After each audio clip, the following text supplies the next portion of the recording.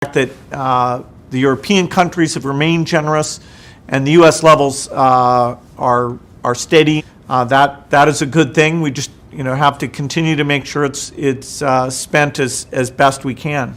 Okay, and one final question for you. There's a question in the report that really stood out to me, which is, it asks, is extreme poverty inevitable? Could you summarize what it will take to ensure that poverty is not inevitable? We know what works. Human capital, agricultural sector, taking advantage of innovation, whether that's new seeds, new vaccines, or the digital platform. It's clear if we make the right investments to help these countries, they can get virtually all their citizens out of extreme poverty. The population of Africa is set to almost double by 2050, raising fears that progress in fighting poverty and disease will be reversed.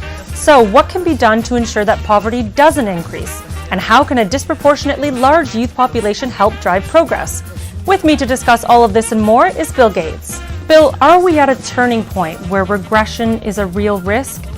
Well, first, the progress over the last several decades has been pretty amazing, both reducing childhood death, getting kids in school, getting agricultural productivity up, and reducing extreme poverty. But it's really Africa that still has a doubling in population to 2050 and probably another doubling to 2100, where you really have to do a good job if you're trying to get these extreme poverty rates down. So if we don't do better in investing in human capital in Africa, yes, the number of people in extreme poverty is actually going to go up.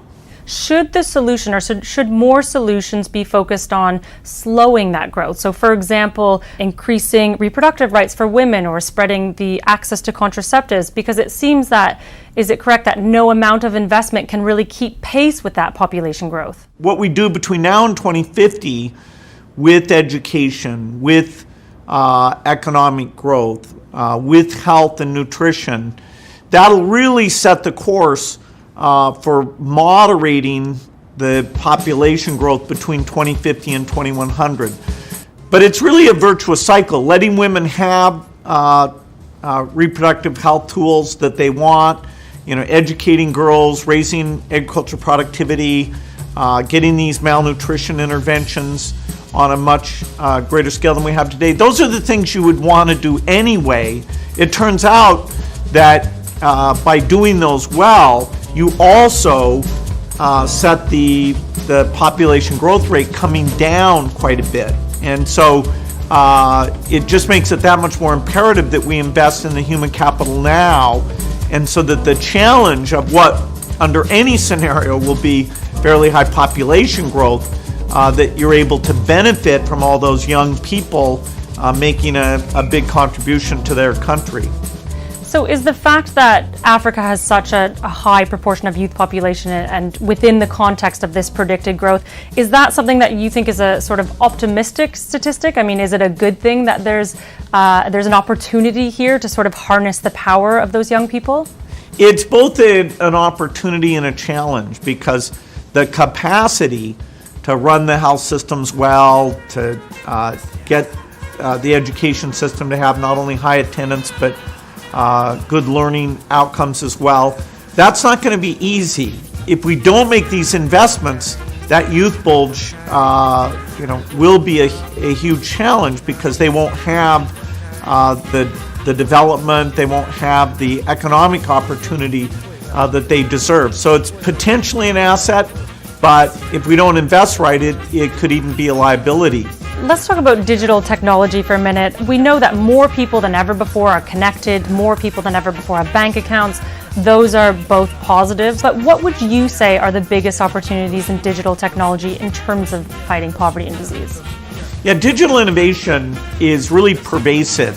And so whether it's tracking, do you have the vaccines out where they should be, getting feedback from citizens, is the teacher showing up and doing a good job. Digital systems let you achieve a higher quality and really assure, whether it's the domestic taxpayers or the donors, that their money's going to the right things in a way that without digital we couldn't do. I just want to turn back to the U.S. for a minute. Under the current U.S. administration, under President Donald Trump, there's been a lot of threats to cutting the foreign aid budget and even withholding funding from UN agencies. Is it damaging, that kind of rhetoric that exists right now? Well, certainly, if countries turn inwards and they're not thinking about the long term and this challenge of helping Africa develop in a very stable, self-sufficient way. If you think that helping other countries over time is not beneficial, then that's going to be turning back on this model of helping out the poorest. And so when those recommendations in the U.S. to cut the foreign aid budget that came out of the executive branch were put forward, we certainly, our foundation was talking with Congress about what we've seen, that foreign aid is working super well, whether it's malaria, HIV, and so many different areas. And it was very pleasing that the Congress, on a very bipartisan basis, chose to maintain these commitments that are so critical. So foreign aid has stayed flat. Ideally it would be going up. But in the face of some of this turning inwards, the fact that the European countries have remained generous and the U.S. levels are steady, that is a good thing. We just have to continue to make sure it's spent as best we can. Okay, and one final question for you. There's a question in the report that really stood out to me, which is, it asks, is extreme poverty inevitable? Could you summarize what it will take to ensure that poverty is not inevitable? We know what works. Human capital, agricultural sector, taking advantage of innovation, whether that's new seeds, new vaccines, or the digital platform. It's clear if we make the right investments to help these countries, they can get virtually all their citizens out of extreme poverty. You know what I'm saying? I can't look it. Making that music connection with my people, people.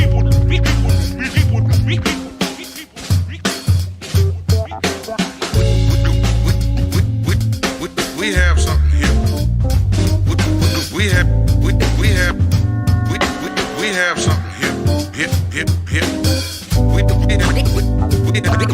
We have something here.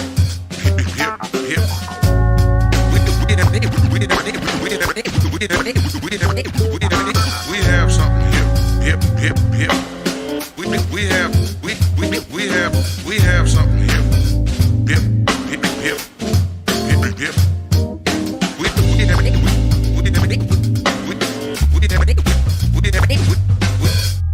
We have something hip that we want to present to you.